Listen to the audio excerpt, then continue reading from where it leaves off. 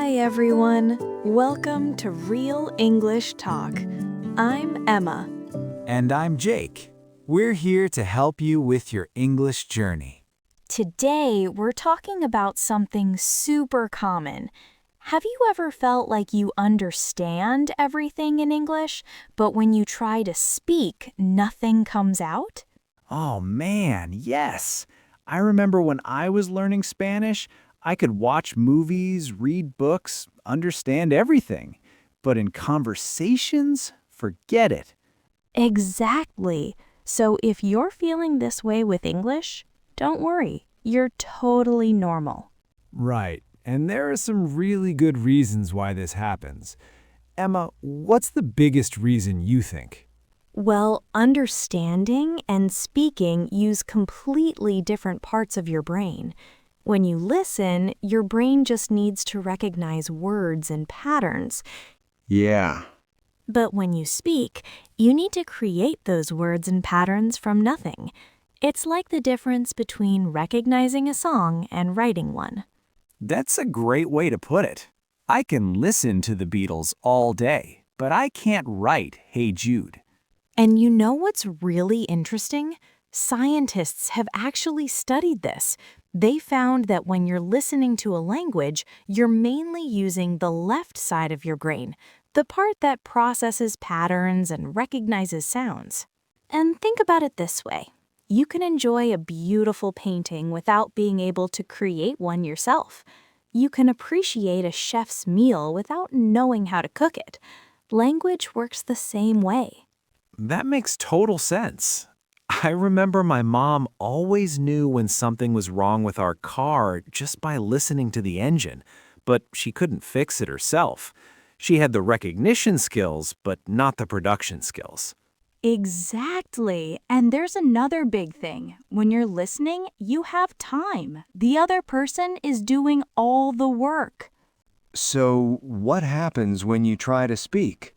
Well, when you speak, you need both sides of your brain working together. The left side handles grammar and vocabulary, while the right side manages rhythm, intonation, and emotional expression. It's like trying to conduct an orchestra with both hands.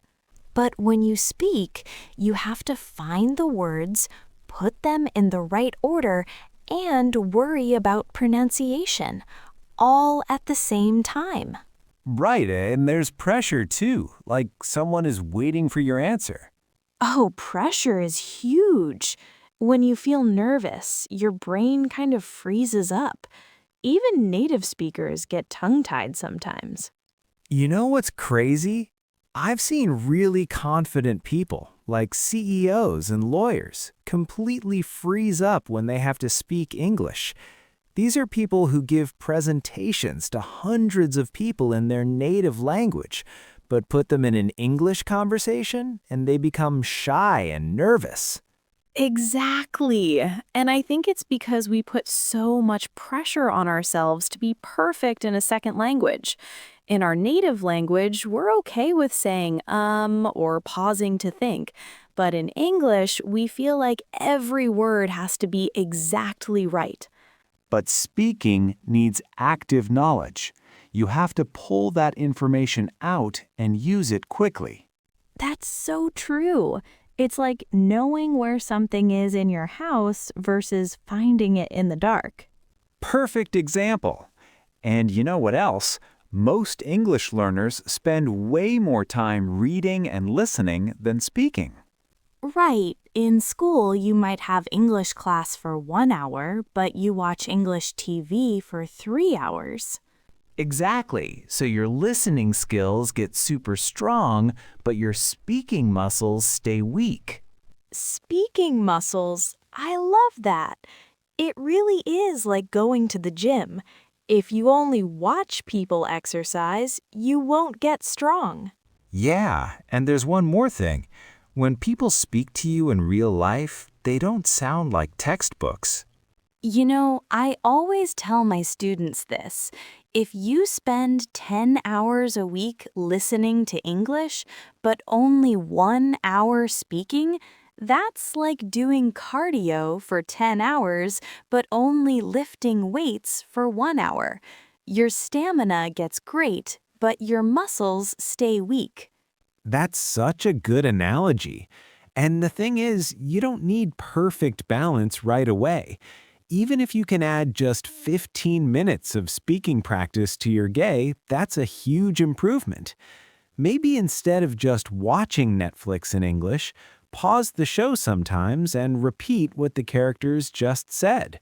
Oh my gosh, yes. Real conversations have and like, and people interrupt each other. And people change topics suddenly.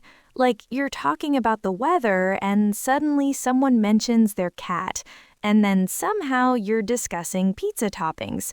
Real conversations are messy and unpredictable. Plus, people use slang, idioms, and cultural references that you might not learn in textbooks.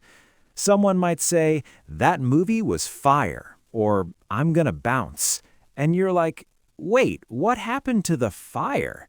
Where are you bouncing to?" The most important thing is practice speaking, even if it feels scary. So, what can people do about this? I mean, it sounds pretty difficult. You can start small. Talk to yourself in English. Describe what you're doing during the day. That's great advice. Like, now I'm making coffee. The water is hot. I'm adding milk. And don't worry about mistakes. Native speakers make mistakes too. And here's another great technique. Record yourself speaking for just 1 minute every day. You don't have to share it with anyone. Just pick a simple topic, like my morning routine or what I had for lunch, and talk about it. I love that idea. And when you listen back, you'll probably realize you sound better than you thought. Most people are way too hard on themselves. They focus on the 2 words they messed up instead of the 98 words they got right. The goal is communication, not perfection.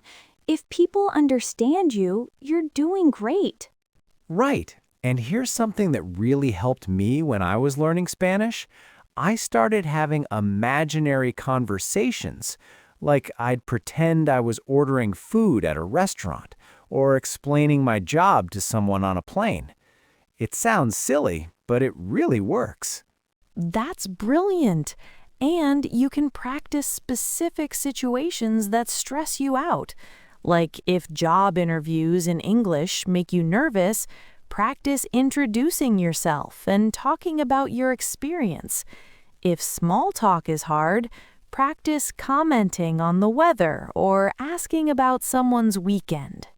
Exactly. And remember, this feeling is temporary. The more you speak, the easier it gets. Right, your brain just needs time to switch from passive to active mode. And you know what? Start with topics you're passionate about. If you love cooking, practice explaining recipes. If you're into sports, practice describing games. When you care about the subject, the words come more naturally because you're focused on the message, not the grammar. And here's one last tip. Find an English-speaking friend, online or in person, who's patient and encouraging. Language exchange apps are great for this. You help someone with your native language, and they help you with English. It's like having a workout buddy for your speaking muscles. Before we give you that challenge, I want to say something important.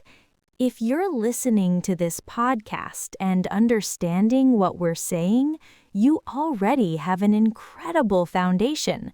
The fact that you can follow this conversation proves your English is way better than you think it is. Absolutely. You understand jokes, explanations, analogies.